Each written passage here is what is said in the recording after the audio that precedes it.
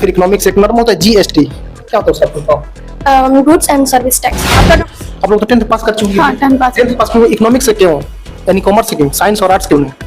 ऐसा कहा जाता है कि लड़कियां आमतौर पर आर्ट्स लेती है। नहीं, ऐसा नहीं है। कोई कोई जिसकी जो चॉइस, जिसको जो समझ में है वो लेता है। हम लोग को कॉमर्स ज्यादा बेटर लगा, बाकी सब्जेक्ट तो हम लोगों ने कॉमर्स चूज किया।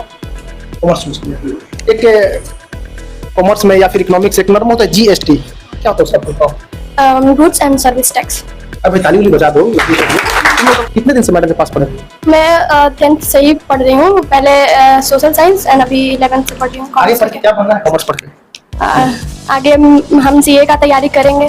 सीए बनना है। मैडम आप क्लास 12 की इकोनॉमिक्स पढ़ा रही हैं, गार्जियन के भी काफी प्रेशर होता होगा आपके ऊपर की। इसको समझते हैं ऐसे, मान लीजिए कि आपने कोई मोबाइल खरीदा है, ठीक है, उस मोबाइल का दाम 50,000 रुपए है, ठीक। अगर वो मोबाइल आप 2 महीने बाद बेचते हैं तो वो क्या 50,000 में बिक जाएगा?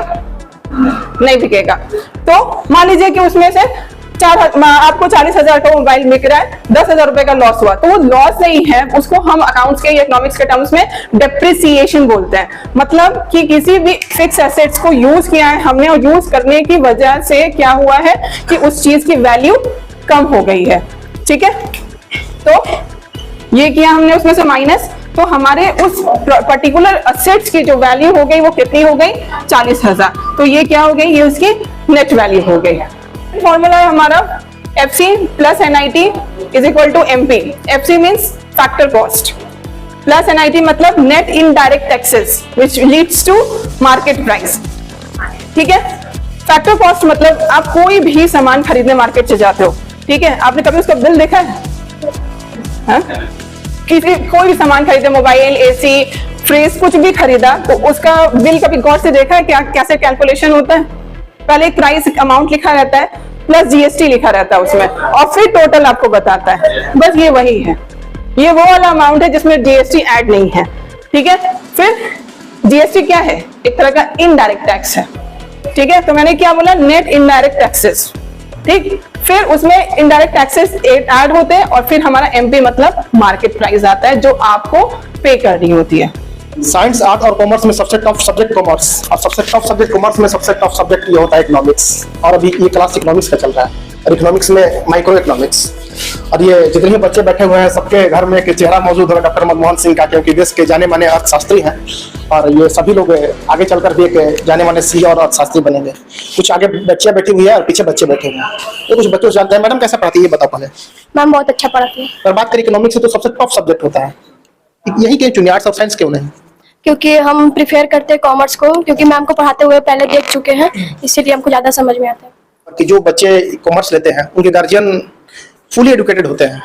नहीं, ऐसा नहीं होते हैं। उनको तो पहले बुक्स के लिए कन्विंस करना पड़ता है। जैसे मान लीजिए साइड बुक है जिसमें न्यूमेरिकल है, जैसे CBSE में बहुत न्यूमेरिकल आता है मैक्रो इकोनॉमिक्स में, तो अब साइड बुक लेनी है तो उनको पहले ये समझाओ कि NCERT उस पर्टिकुलर के लिए NCERT क्यों नहीं लेनी है और साइड बुक क्यों लेनी है। या क्लासेस कभी कभी 2 घंटे के हो गए, कभी 4 घंटे के भी हो जाते हैं, क्योंकि कोर्स टाइमली कंप्लीट करना होता है। कभी उसमें पेरेंट्स को ऑब्जेक्शन होता है, क्योंकि हम लोग पहले भी बात कर चुके हैं, आराम में गार्जियंस को समझाना थोड़ा सा मुश्किल है, मगर हाँ बात समझते हैं और साथ देते हैं। अभी जैसे जया से बात हुई, वैसे इन लोग भी हैं, इनके भी पेरेंट्स। गार्जियन को समझाना मुश्किल तो होता ही है, बच्चों को सपना समझाना कितना मुश्किल होता है, खासकर इकोनॉमिक्स। ये तो टीचर के हाथ में है ना, जितना इजी कर देंगे उतना अच्छे से समझ में आएगा, तभी तो मार्क्स आता है। मार्क्स आता है इकोनॉमिक्स में बढ़ आता है। तो ये कॉमर्स से संबंधित सारी जानकारियां थी, कॉमर्स हो, अकाउंट हो, या फिर इकोनॉमिक्स, BST, अकाउंट्स और इंग्लिश, चारों सब्जेक्ट आपको यहीं पे पढ़ना है। मतलब अगर आप कॉमर्स की शिक्षा के पास सारे नहीं, मेरे पास अकाउंट्स के दूसरे टीचर हैं, इकोनॉमिक्स बिजनेस स्टडीज में पढ़ाती हूँ, अकाउंट्स के स्पेशलाइज्ड टीचर है वो पढ़ाते हैं। तो अलग अलग सब्जेक्ट के अलग अलग टीचर्स हैं, अलग अलग सब्जेक्ट अलग अलग टीचर है। तो स्पेसिफिक मैडम आपकी इकोनॉमिक्स के टीचर है? मेरा सब्जेक्ट मेन बिजनेस स्टडीज है, और मैं अब इकोनॉमिक्स भी देखती हूँ। पिछले 4 सालों से मैं इकोनॉमिक्स भी पढ़ा रही हूँ। तो अगर कोई भी अगर 10th पास करने के बाद साइंस और आर्ट्स से हटकर एक गली कॉमर्स की तरफ जाती है, उस गली में अगर आना चाहते हैं तो आपको आना पड़ेगा कहाँ? चौधरीयाना गली में, जो मस्जिद के 10 मीटर पीछे ही है। और नाला मोड़ के पास, नाला मोड़ से आप सीधे जो रास्ता जा रहा है सिंडिकेट की तरफ, तो चौधरीयाना मस्जिद के पास हमारा कोचिंग है। अगर आप लोग कॉमर्स रिलेटेड कोई भी जानकारी लेना चाहते हैं, या 6 to 10th के लिए भी हमारे यहाँ अलग अलग क्लासेस चलती है, तो आप कॉन्टेक्ट कर सकते हैं। अभी ताली बजा दो। कितने दिन से मैडम के पास पढ़ रही हो? मैं 10th से ही पढ़ रही हूँ, पहले सोशल साइंस एंड अभी 11th से पढ़ रही हूँ। आगे पढ़ के क्या बनना है कॉमर्स पढ़ के? आगे हम CA का तैयारी करेंगे। CA बनना है। मैडम आप क्लास 12 की इकोनॉमिक्स पढ़ा रही हैं, गार्जियन के भी काफी प्रेशर होता होगा आपके ऊपर कि जो बच्चे कॉमर्स लेते हैं उनके गार्जियन फुली एजुकेटेड होते हैं? नहीं, ऐसा नहीं होते हैं। उनको तो पहले बुक्स के लिए कन्विंस करना पड़ता है। जैसे मान लीजिए साइड बुक है जिसमें न्यूमेरिकल है, जैसे सीबीएसई में बहुत न्यूमेरिकल आता है मैक्रो इकोनॉमिक्स में, तो अब साइड बुक लेनी है तो उनको पहले ये समझाओ कि एनसीईआरटी उस पर्टिकुलर के लिए एनसीईआरटी क्यों नहीं लेनी है और साइड बुक क्यों लेनी है। या क्लासेस कभी कभी 2 घंटे के हो गए, कभी 4 घंटे के भी हो जाते हैं क्योंकि कोर्स टाइमली कंप्लीट करना होता है। कभी उसमें पेरेंट्स को ऑब्जेक्शन होता है, क्योंकि हम लोग पहले भी बात कर चुके हैं आराम में गार्जियंस को समझाना थोड़ा सा मुश्किल है, मगर हाँ बात समझते हैं और साथ देते हैं। अभी जैसे जया से बात हुई वैसे इन लोग भी हैं, इनके भी पेरेंट्स। गार्जियन को समझाना मुश्किल तो होता ही है, बच्चों को समझाना कितना मुश्किल होता है, खासकर इकोनॉमिक्स। ये तो टीचर के हाथ में है ना, जितना इजी कर देंगे उतना अच्छे से समझ में आएगा, तभी तो मार्क्स आता है। मार्क्स आता है इकोनॉमिक्स में बढ़ आता जाता है। है। तो ये कॉमर्स से संबंधित सारी जानकारियां थी, कॉमर्स हो, अकाउंट हो या फिर इकोनॉमिक्स, बीएसटी, अकाउंट्स और इंग्लिश, चारों सब्जेक्ट आपको यहीं पे पढ़ना है। मतलब अगर आप कॉमर्स किसी शिक्षक के पास सारे नहीं, मेरे पास अकाउंट्स के दूसरे टीचर हैं, इकोनॉमिक्स बिजनेस स्टडीज में पढ़ाती हूँ, अकाउंट्स के स्पेशलाइज्ड टीचर है वो पढ़ाते हैं, तो अलग अलग सब्जेक्ट के अलग अलग टीचर्स हैं। अलग अलग सब्जेक्ट अलग अलग टीचर है। तो स्पेसिफिक मैडम आप इकोनॉमिक्स के टीचर है। मेरा सब्जेक्ट मेन बिजनेस स्टडीज है और मैं अब इकोनॉमिक्स भी देखती हूँ। पिछले 4 सालों से मैं इकोनॉमिक्स भी पढ़ा रही हूँ। इकोनॉमिक्स पढ़ा रहे हैं।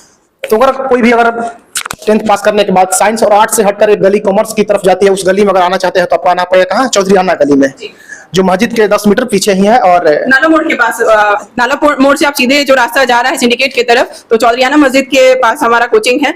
अगर आप लोग कॉमर्स रिलेटेड कोई भी जानकारी लेना चाहते हैं या 6 to 10th के लिए भी हमारे यहाँ अलग अलग क्लासेस चलती है, तो आप कॉन्टेक्ट कर सकते हैं।